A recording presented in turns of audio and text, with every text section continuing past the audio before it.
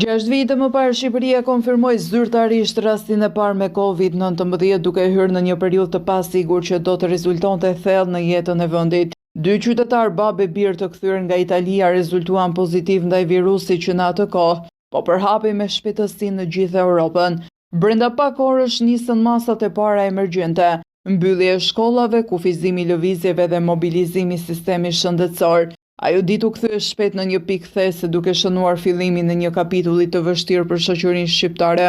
Muaj që pasuan u karakterizuan nga ankthi, izolimi dhe përpjekja për të kuptuar një virus ende të panjohur.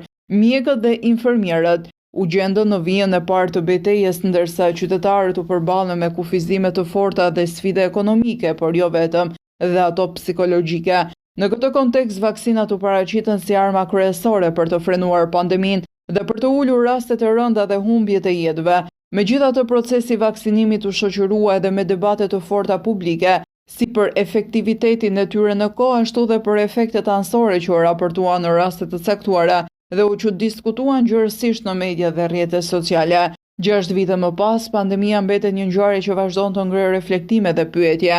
Si lindi saktësisht virusi dhe a do të arrihet ndonjëherë një përgjigje përfundimtare për origjinën e tij? Sa efektive rezultuan vaksinat në afat të gjatë dhe çfarë dim sot për efektet atyre anësore që u diskutuan gjatë dhe pas fushatave të vaksinimit. Ndërkohë që studime shkencore kanë ofruar shumë përgjigje, debati publik në shumë vende vazhdon. Për këtë arsye, marsi mbetet jo vetëm një muaj kujtese për fillimin e pandemisë në Shqipëri, por edhe një moment për të reflektuar mbi mësimet, dilema dhe transparencën që kërkohet në përballje me kriza globale të shëndetit publik.